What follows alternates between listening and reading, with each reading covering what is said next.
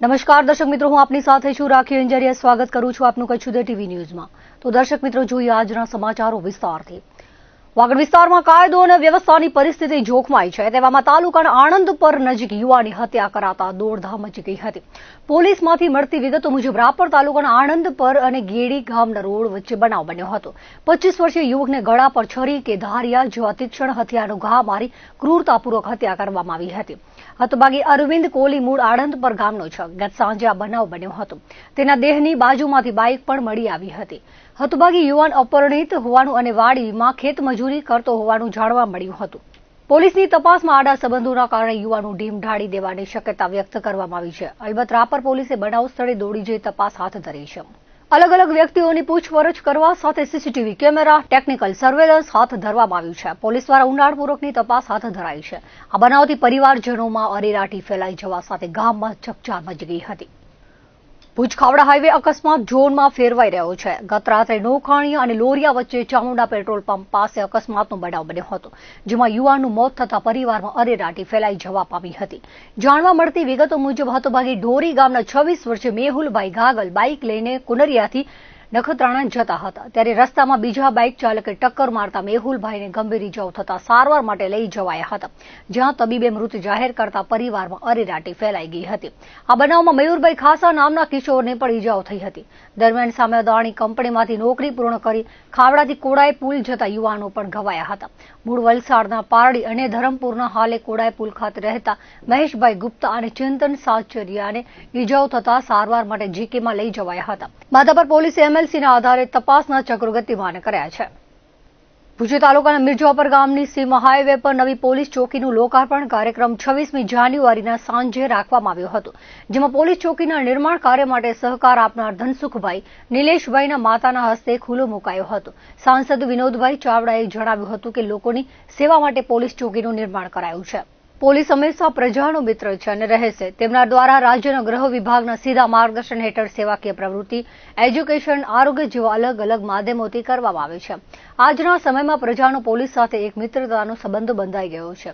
સમાજના લોકો સાથે મળીને પ્રજાની સેવા કરે છે. સાથે દાતા સિયાણી પરિવારનો આભાર વ્યક્ત કર્યો હતો અને પોલીસ વિભાગને શુભકામનાઓ પાઠવી હતી. પશ્ચિમ કચ્છ એસપી વિકાસભાઈ સુંડાએ જણાવ્યું હતું કે આ પોલીસ ચોકી એ ડિવિઝનમાં આવે છે અને જેનું કામ 6 થી 7 મહિનામાં પૂર્ણ કરી દેવામાં આવ્યું છે. મુખ્ય રસ્તો હોવાના કારણે અહીં થતી ટ્રાફિક સમસ્યાનો અંત આવશે. ચોકીની ખાસ વાત એ છે કે અહીં જવાનને રોકવાની સુવિધા કરવામાં આવી છે, જેના કારણે ચોકી 24/7 વર્ષ સતત ચાલુ રહેશે. પોલીસ લોકોને મદદરૂપ બનશે. જૂની પોલીસ ચોકીમાંથી મહેકમ અલગ હતો, હવે નવી થવાથી મહેકમ અલગ રહેશે. કેટલો સ્ટાફ રાખવો તેની વિચારણા કરી ટૂંક સમયમાં ફાળવણી કરવામાં આવશે તેવું વધુમાં કહ્યું હતું. मिर्ज़ापुर पुलिस चौकी जो कि ए डिवीज़न के अंतर्गत आती है, तो मिर्ज़ापुर पुलिस चौकी का आज उद्घाटन हुआ है. पिछले 6-7 महीने से इस चौकी का काम चल रहा था.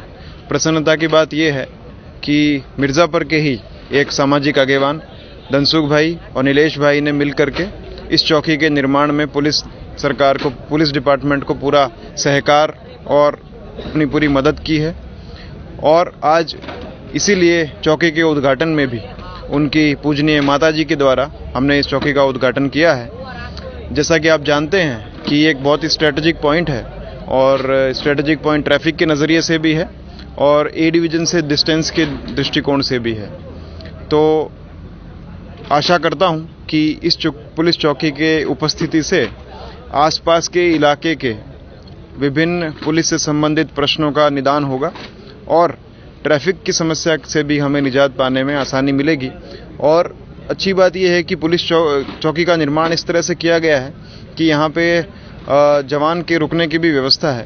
तो हमारे लिए 24 कलाक पुलिस की उपस्थिति करने में एक बहुत ही मददरूप ये चौकी साबित होगी.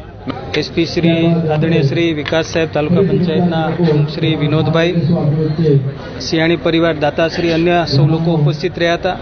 पीआई श्री आदरणीय श्री त्रिवेदी साहेबना नेतृत्वમાં निर्माण कार्य આજે જે પૂરું થયું છે ને આજે લોકોની સેવા માટે આ પોલીસ સ્ટેશન જ્યારે ખુલ્લું મૂકવામાં આવ્યું છે એની સાથે સાથે આપે જે પ્રકારે આપ જોઈ રહ્યા છો કે છેલ્લા અનેક વર્ષોમાં પોલીસ પ્રજાનો મિત્ર બની કરીને અનેક સેવાકીય પ્રવૃત્તિઓ પણ પોલીસ દ્વારામાં કરવામાં આવી રહી છે. એજ્યુકેશન હોય, આરોગ્ય હોય, અલગ અલગ કાર્યોના માધ્યમથી પણ પોલીસ અને પ્રજા વચ્ચે જે એક સંબંધ બન્યો છે અને જે વિશ્વાસ વધ્યો છે, જેનું કારણ પણ આ પ્રકારના અનેક સમાજની અંદર સાથે મળી કરીને જે આપણે કાર્યો કરી રહ્યા છીએ, લોકોની સેવા કરી રહ્યા છીએ, જેનું પરિણામ છે રાજ્ય સરકાર દ્વારા, ગૃહ વિભાગ દ્વારા આપવામાં આવતા પોલીસના અનેક કાર્યક્રમો, સેવાકીય કાર્યો પ્રજાની વચ્ચે રહી કરીને પોલીસ મિત્રો અને અધિકારી મિત્રો કરતા હોય છે, જેનું પરિણામ છે. હું પુનઃ એકવાર સૌને મારી હૃદયપૂર્વકની શુભકામના પાઠવું છું. 26મી જાન્યુઆરીની પૂર્વ સંધ્યાએ પશ્ચિમ કચ્છ પોલીસ દ્વારા દેશભક્તિ ગીત તથા સાંસ્કૃતિક કાર્યક્રમ પોલીસ પરેડ ગ્રાઉન્ડ ખાતે પોલીસ અધિક્ષક વિકાસ સુંડાના માર્ગદર્શન હેઠળ યોજાયો હતો. પશ્ચિમ કચ્છ પોલીસ અધિક્ષક વિકાસ સુંડાએ જણાવ્યું હતું કે ગણતંત્ર દિવસની પૂર્વ સંધ્યાએ ભુજ શહેરના તમામ નાગરિકો, હેડક્વાર્ટરના કર્મચારીઓ અને પરિવારજનો માટે દેશભક્તિ ગીતો તથા સાંસ્કૃતિક કાર્યક્રમ યોજવામાં આવ્યો હતો, જેમાં ભુજના સામાજિક અગ્રણીઓ, વેપારીઓ અને પ્રબુદ્ધ નાગરિકો ઉપસ્થિત રહ્યા હતા. સાથે 1971ના યુદ્ધ વખતે માધાપરની વીરાંગનાઓએ કે જેમણે એરફોર્સનું રનવે તૈયાર કર્યું હતું, તેઓ બધા આશીર્વાદ આપવા આવ્યા હતા. આવા કાર્યક્રમો આગામી સમયમાં થતા રહેશે.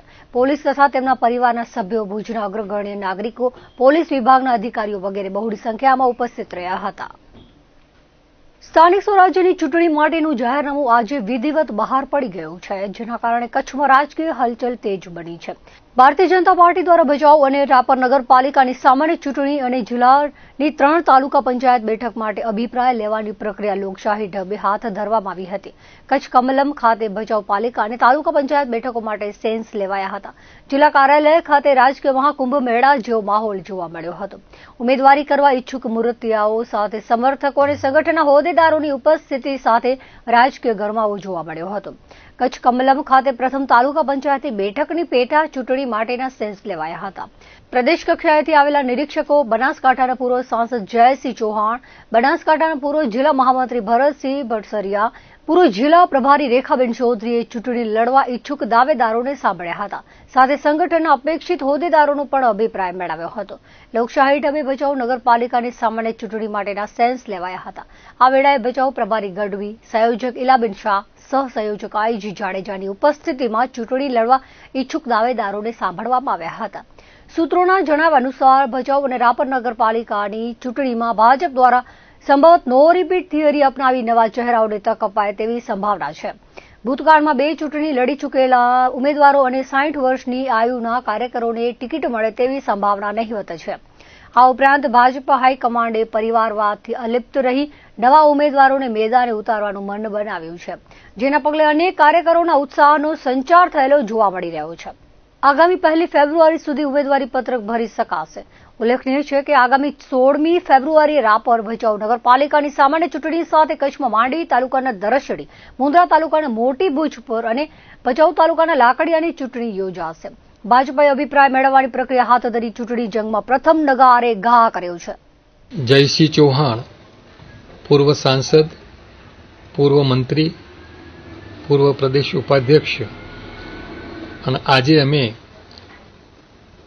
ભુજમાં પ્રદેશ નિરીક્ષક તરીકે અમે આવ્યા છીએ. મારી સાથે રેખાબેન ચૌધરી અને ભારતસિંહ ભટ્ટેસરિયા, અમે ત્રણેય આજે સવારથી નિરીક્ષક તરીકે અમારી કામગીરી શરૂ કરેલ છે. આજે મુંદ્રા તાલુકા પંચાયતની એક ભુજપુર સીટ છે, માંડવી તાલુકા પંચાયતની દશહરી અને ભચાઉ તાલુકા પંચાયતની લાકડિયા તાલુકા પંચાયત સીટના કાર્યકરોને અમે સાંભળ્યા. ઉમેદવારો પણ આવ્યા, સંગઠનના બધા આવ્યા, હોદ્દેદારો જે અપેક્ષિત હોય એ પણ આવ્યા, એમને બધાને સાંભળ્યા છે. સાથે સાથે 2 નગરપાલિકાઓ રાપર અને ભચાઉ, એ બંને નગરપાલિકાનું પણ ચૂંટણી છે. આ બંને નગરપાલિકાના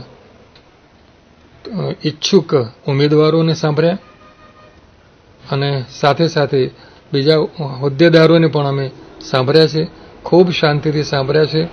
ખૂબ સારી એવી સંખ્યાની અંદર કાર્યકરો આવ્યા છે. અમે જોયું કે સવારથી જ ખૂબ ઉત્સાહમાં છે. બંને વખતે તાલુકા પંચાયતની સીટો હોય અગાઉ પણ અને નગરપાલિકા હતી એ પણ ભારતીય જનતા પાર્ટીની જ છે અને ફરીથી ખૂબ સારી રીતે આ જંગી બહુમતીથી જીતાય એવો પણ વિશ્વાસ એમને વ્યક્ત કર્યો છે. એટલે આજનો દિવસ ખૂબ સારી રીતે અમારું સંકલન થશે અને સંકલન પછી અમે અમારો જે આખા દિવસનો જે રિપોર્ટ આવ્યો છે એ અમે પ્રદેશમાં મૂકવાના છે.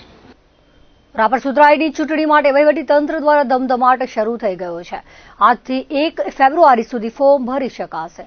નગરપાલિકા કચેરી ખાતે અંજાર પ્રાંત અધિકારી એસવી ચૌધરી, મામલતદાર અને મદદનીશ ચૂંટણી અધિકારી એચબી વાઘેલા, નાયબ મામલતદાર શિવાભાઈ રાજપૂત, મહેશ ઠક્કર, કેસી સુથાર, ચીફ ઓફિસર રવાજી જાડેજાની સ્ટાફ તરીકે ફાળવણી કરવામાં આવી હતી. આજ સવારથી નગરપાલિકા કચેરી ખાતે ચૂંટણી માટે ઉમેદવારી પત્રો ભરવાની તૈયારી શરૂ થઈ છે. વહીવટીતંત્ર દ્વારા કામગીરીનો ધમધમાટ શરૂ થઈ ગયો હતો.